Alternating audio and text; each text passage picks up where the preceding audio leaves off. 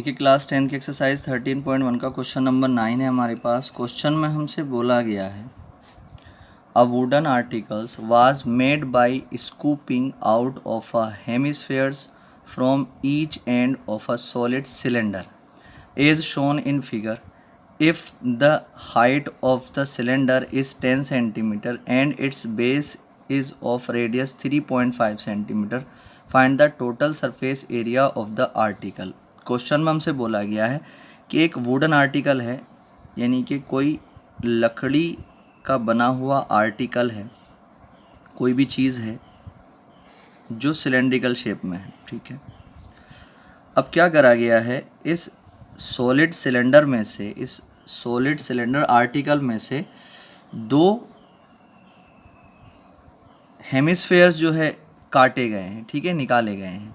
मान लीजिए एक हेमिस्फेयर ये रहा, यहाँ से ये इसकी जो है फिगर गिवन थी, बाकी मैंने बनाई नहीं थी, मैं भी बना रहा हूँ आप। ठीक है, अब अगर हम इधर से देखते हैं तो एक हेमिस्फेयर जो है ये हमारे पास ये था। ठीक, इस तरीके से इसको काट लिया गया। एक सिलेंड्रिकल था, मतलब एक सिलेंडर था जो सॉलिड था, जो ठोस था, उसके अंदर से एक जो हेमिस्फेयर इधर से काट लिया गया है और एक हेमिस्फेयर इधर से काट लिया गया है। अब काटने के बाद यहाँ पर जो है एक हेमिस्फेरिकल यानी कि अर्धगोलाकार गड्ढे हो गए होंगे। ठीक है, तो ये काटने के बाद एक सॉलिड बच जाएगा, रिमेनिंग सॉलिड बच जाएगा। उस रिमेनिंग सॉलिड का जो टोटल सरफेस एरिया होगा वो हमें यहाँ पर बताना है।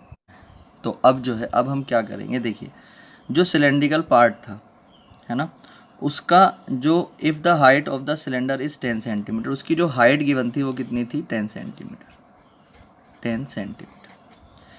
दूसरा, and it's base of the radius 3.5 से, इसकी जो रेडियस थी, जो सिलेंड्रिकल पार्ट था उसकी जो रेडियस थी वो कितनी थी, 3.5 सेंटीमीटर। ठीक है, अब देखिए जो सिलेंड्रिकल पार्ट में से जो ये हेमिस्फेयर काटे गए हैं, रेडियस इनकी भी उतनी ही होगी। ठीक है,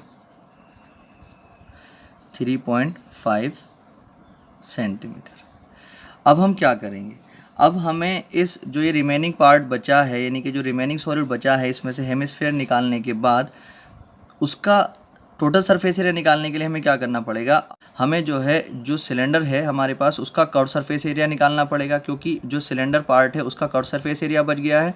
दूसरा जो है जो हेमिस्फेयर्स हैं उनका भी कर्व सरफेस एरिया निकालना पड़ेगा, दोनों का। ठीक है, और उनको ऐड करना पड़ेगा, तो इस पूरे सॉलिड्स का जो है टोटल सरफेस एरिया आ जाएगा। ठीक, तो सबसे पहला देखिए रेडियस इन दोनों की सेम है, सिलेंडर की भी और जब ये सिलेंडर में से काटे गए हैं।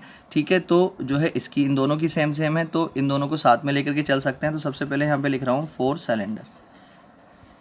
जब सिलेंडर के लिए आप बात करेंगे तो जो इसकी हाइट है वो कितनी दे रखी है, 10 सेंटीमीटर, और जो इसकी रेडियस है वो कितनी है, 3.5 सेंटीमीटर।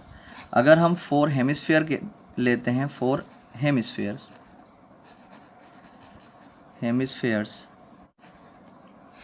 तो जो रेडियस है वो कितनी है, 3.5 सेंटीमीटर।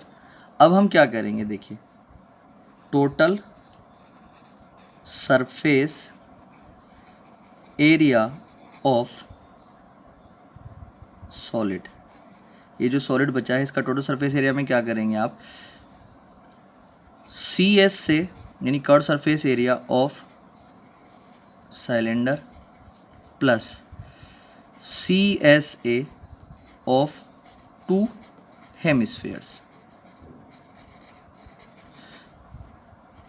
तो जो 2 हेमिस्फेयर्स हैं उनका CSA भी हमें यहाँ पर ऐड करना पड़ेगा, किसके साथ, curve surface area of the cylinder के साथ।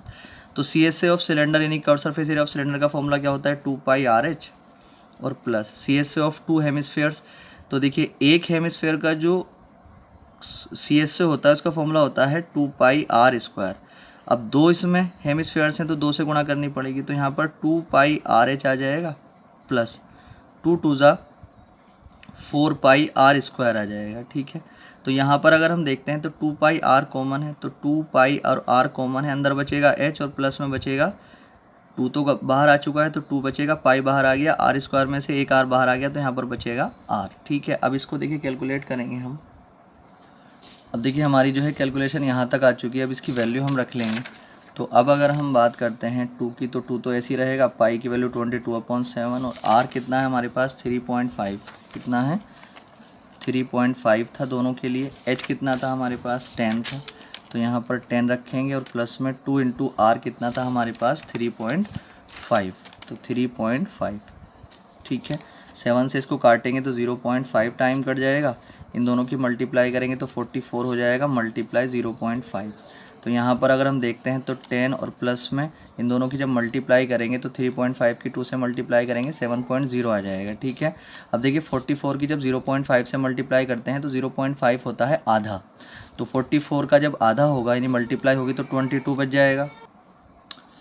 अब आगे अगर हम देखते हैं तो ये कितना हुआ 10 और प्लस में पॉइंट के बाद जब 0 होता है उसको हटा देते हैं तो 7 आ चुका है, तो 22 और मल्टीप्लाई 10 और 7 कितना हो जाएगा 17। जब इन दोनों की मल्टीप्लाई करेंगे हम 17 दूनी 34 कैरी 3, 17 दूनी 34, 34 और 3 हो जाएंगे 37। तो ये जो है 374 सेंटीमीटर स्क्वायर जो है इस रिमेनिंग पार्ट का जो है सरफेस एरिया आ जाएगा।